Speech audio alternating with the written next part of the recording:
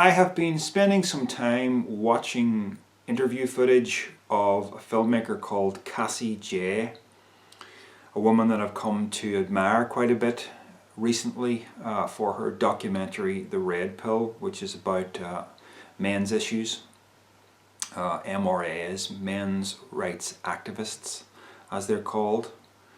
She started off as a feminist when she started making the documentary, and by the end of it she decided, I'm no longer a feminist. She went through a big internal transition, and that's what makes the documentary so good. But in particular, she's kind of gone through hell getting this thing financed because her feminist friends didn't take too kindly to what she was doing.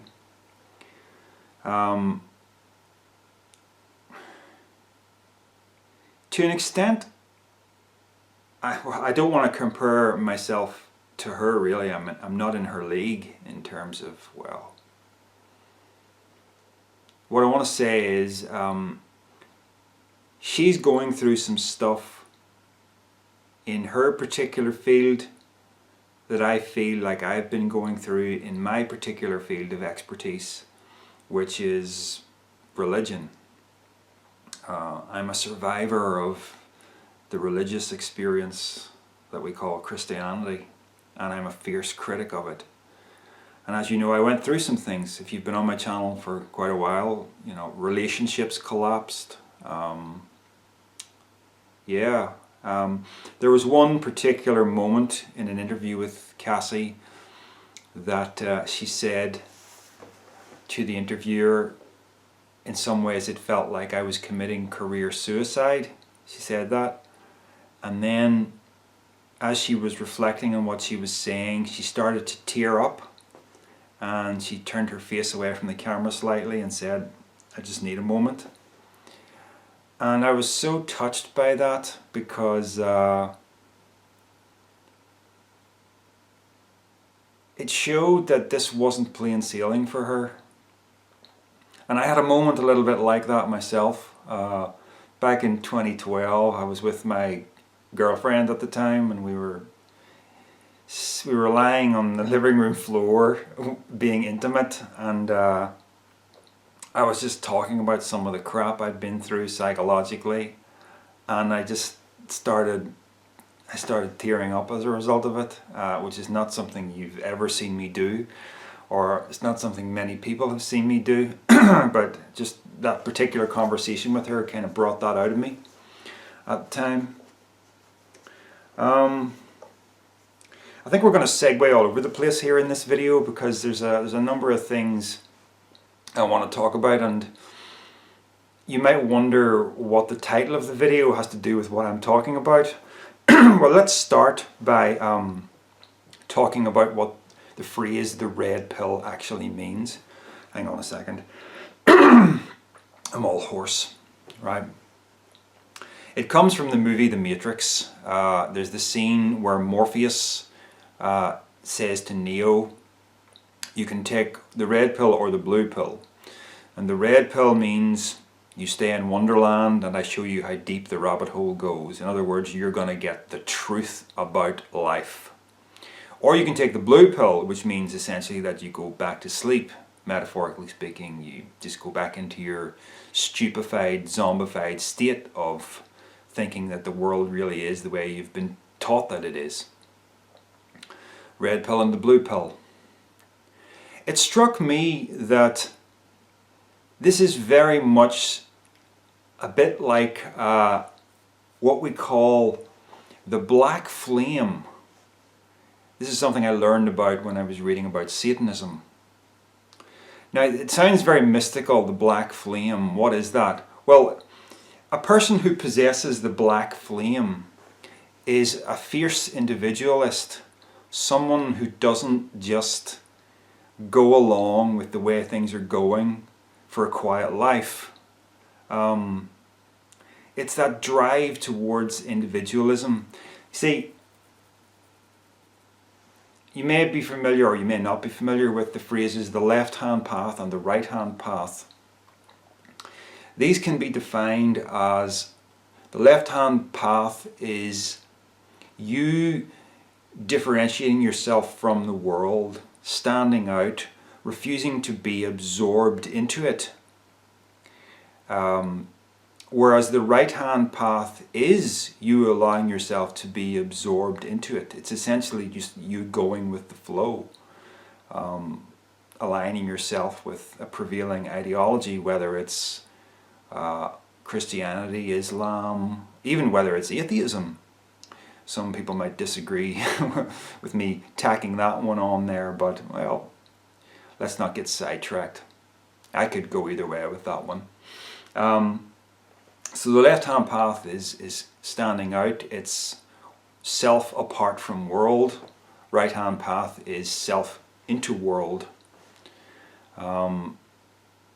It's always comfortable on the right-hand path because you're with your buddies agreeing with each other.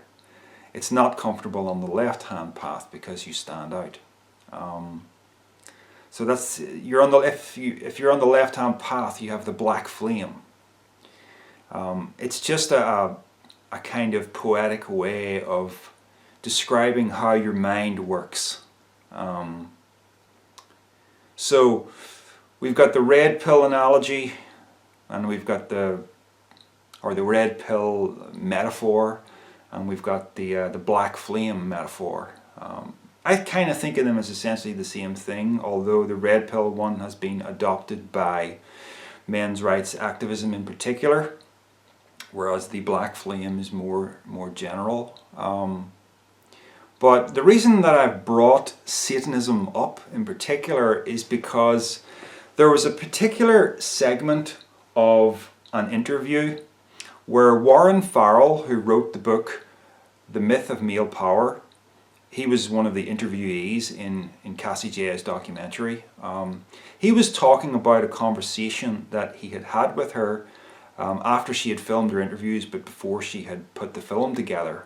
She started getting scared because almost all of her feminist friends were just completely unwilling to hear any of it. And this shocked her because she assumed as a feminist that her friends were open-minded. And this is exactly the same process I went through. And Cassie came to me and said, I'm afraid. Is it true that these women are not listening? Are they going to unbecome my friends? Am I going to lose my financing? Am I going to lose my reputation? Am I going to be the devil like you are? And I said, yes. And she went, whoa, that was not I expected assurance, not that answer.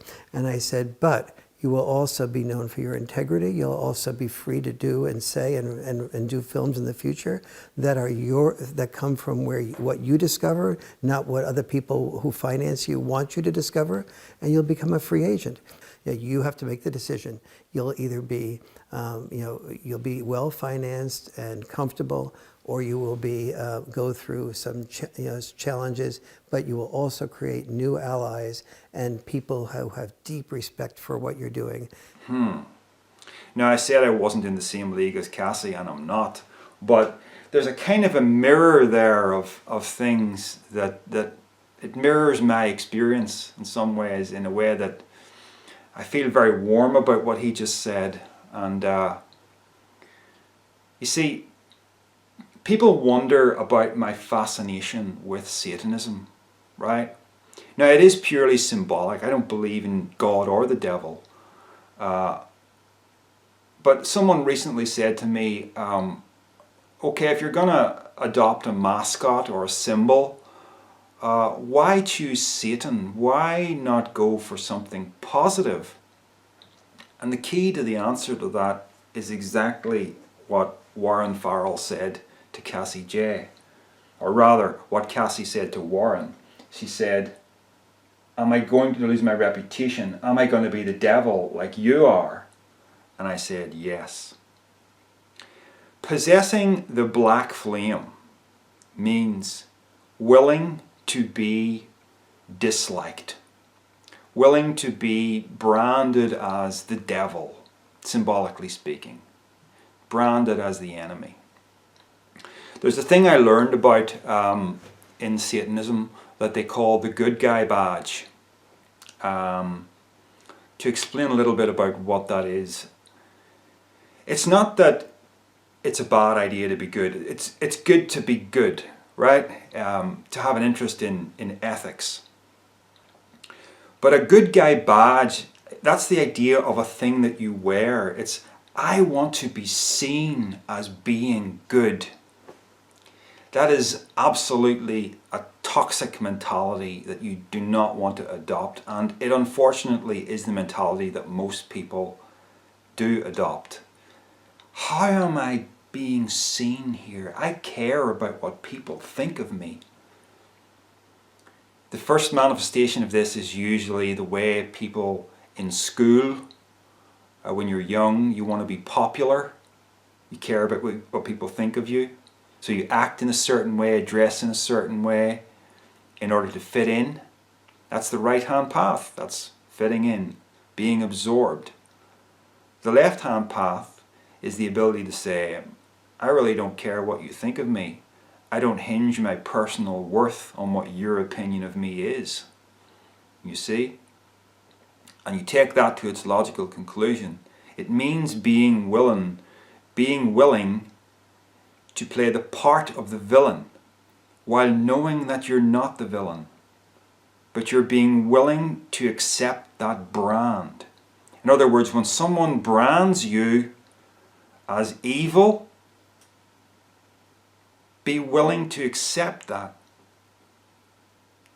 And that right there, that is the symbolic relevance of Satanism. You see?